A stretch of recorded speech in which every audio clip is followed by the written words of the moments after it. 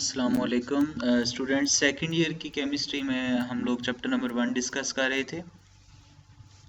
Chapter number 1 और इसमें हम पीरियोडिक टेबल और इसमें मौजूद प्रॉपर्टीज़ को डिस्कस कर रहे थे। जो मेन हमारा टॉपिक चल रहा था वो ये था कि हम पीरियोडिक टेबल में ग्रुप और पीरियड के अंदर फिज़िकल प्रॉपर्टीज़ का ट्रेंड देख रहे थे कि किस तरह से फिज़िकल प्रॉपर्टीज़ कम या ज़्यादा हो रही हैं अलॉन्ग पीरियड आ रहे ना ग्रुप।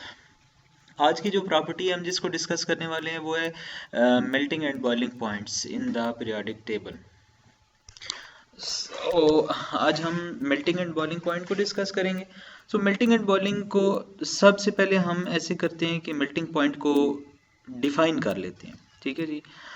मेल्टिंग पॉइंट क्या है कि इतना टेम्परेचर का पॉइंट, उस हद तक पॉइंट जहाँ पे कोई सॉलिड मेल्ट होके लिक्विड में चला जाए, उसको हम क्या बोलते हैं कि वो आपका क्या है, वो melting point of the solid है। ठीक है, साइंटिफिक डेफिनेशन लिख के दे दिए और जनरल डेफिनेशन, आसान डेफिनेशन मैंने आपको समझा दी है, बता दी है। बॉइलिंग पॉइंट की बात करते हैं।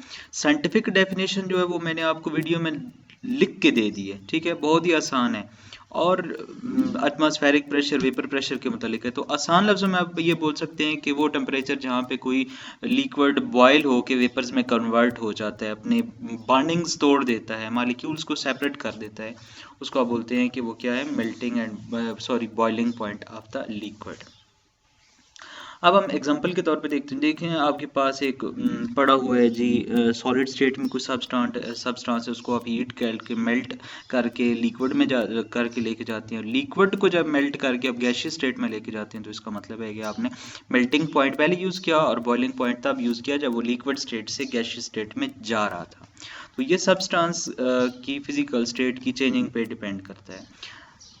अब हम बात करते हैं कि जो मेल्टिंग एंड बॉइलिंग पॉइंट है ये बेसिकली डिपेंड किस चीज़ के ऊपर करता है। एग्जांपल आपके सामने 3 एग्जांपल्स मैंने लिखी हैं, तो इनको ही डिस्कस करते हैं जी। देखें, आपके पास 3 तरह के कंपाउंड्स दिए हुए हैं, तो तीनों में हम जो चीज़ बेसिक डिस्कस करने वाले हैं वो इनमें मौजूद इंटरमॉलिक्यूलर अट्रैक्टिव फोर्सेस की बात करने वाले हैं कि इंटरमॉलिक्यूलर अट्रैक्टिव फोर्सेस के कम या ज़्यादा होने की वजह से या उनकी नेचर तब्दील होने की वजह से क्या मेल्टिंग एंड बॉइलिंग पॉइंट तब्दील होगा। पहला है डाईइथाइल ईथर, इसमें मौजूद है dipole dipole force. 35 degree centigrade पे ये क्या हो जाता है ये हो जाता है जी, बॉयल हो जाता है। उसके बाद अगला कंपाउंड है जिसमें है हाइड्रोजन बॉन्डिंग और 117 डिग्री सेंटीग्रेड। उसके बाद सोडियम एंड ब्यूटेन ऑक्साइड है, वो उसमें आयनिक बॉन्ड है और आप देख सकते हैं आयनिक बॉन्ड ज़्यादा स्ट्रॉन्ग है, 269 से बड़ा इसका, छोटा इसका है जो है इसका मेल्टिंग पॉइंट। इसका मतलब है कि इंटरमॉलिक्यूलर फोर्सेस कम या ज़्यादा होने की वजह से कंपाउंड्स या मॉलिक्यूल्स के दरमियान जो इंटरमॉलिक्यूलर फोर्सेस हैं वो ज़्यादा होंगी, तो मेल्टिंग बॉइलिंग पॉइंट ज़्यादा होगा, कम होंगी तो कम होगा। अब हम देखते हैं कि पीरियोडिक टेबल में इसकी वेरिएशन क्या है। जो मेन हमारा मुद्दा या टॉपिक है वो यही है। मेल्टिंग और बॉइलिंग पॉइंट जो है वो पहली हम बात कर रहे हैं अक्रॉस द पीरियड। ठीक है, तो melting and boiling point increases across the 3 metals because of the increasing strength of their metallic bonds. The number of the electrons which with each atom can contribute to delocalise sea of the electron increases. तो ये बात जनाब बड़ी important है कि जो melting and boiling point है इसकी वेरिएशन थोड़ी सी जिग-जैग मैनर में है पीरियोडिक टेबल के अंदर।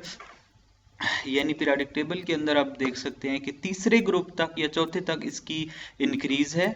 ठीक है जी, मेल्टिंग बॉइलिंग पॉइंट की तीसरे पीरियड तक, सॉरी, और तीसरे पीरियड के बाद यानी कार्बन, एल्यूमिनियम, कार्बन के बाद ये फौरन डिक्रीज होना शुरू हो जाता है। आपके सामने ग्राफ दिखाया तीसरे पीरियड की variation. Sodium, magnesium, aluminium, silicon पे देखें वो पीक पे है, वहां तक इंक्रीज है, उसके बाद आप देख सकते हैं फौरन डिक्रीज हो रहा है। तो ये आपका हो गया इन अ पीरियड। अब हम बात करते हैं trend in a group. Group के अंदर जनाब इसमें भी थोड़ी सी वेरिएशन है। बहरहाल देख सकते हैं कि trend in melting and boiling point जो है वो बॉइलिंग पॉइंट जो है वो डिक्रीज करता है down the group. The increase charge to the nucleus down the group, additional level screening electrons because before the trend of determining the distance between the nucleus and the outermost shells। Simply ये कि जैसे ऊपर से नीचे हम top to bottom move करते हैं तो आपको नज़र आ रहा होगा, ग्राफ में भी आपको बताया कि वो नीचे से ऊपर जा रहा है। ये हो रही है बात हैलोजेंस की, हैलोजेंस का इंक्रीज़ करता है। लेकिन जब पहले दूसरे ग्रुप की बात करते हैं अल्कली अल्कलाइन अर्थ मेटल्स की, तो वहाँ पे डिक्रीज़ है, जिसका वो उसकी रीज़न ये है कि वहाँ पे स्क्रीनिंग इफेक्ट ज़्यादा होता है, इलेक्ट्रॉन इजीली डोनेट हो सकते हैं और वो ज़्यादा रिएक्टिव होते हैं। तो ये जो गैसेस हैं यानी इनमें डिक्रीज़ की बजाय इंक्रीज़ है, और जो टेम्परेचर बढ़ाने के साथ साथ इनका मेल्टिंग और बॉइलिंग पॉइंट इंक्रीज़ करता जाता है, ठीक है। और आपको graphically helium, neon, argon, krypton यानी नोबल गैसेस का भी दिखा दिया है। और इसका मतलब है पीरियड में जो है वो चौथे पीरियड तक इंक्रीज़ पे डिक्रीज़, और टॉप टू बॉटम ग्रुप में डिक्रीज़ है। और नोबल गैसेस की आपको एग्जांपल के तौर पे सारी नोबल गैसेस का मेल्टिंग और boiling point atomic radius, atomic symbol के साथ मैंने आपको दिखा दिया है। And thank you so much.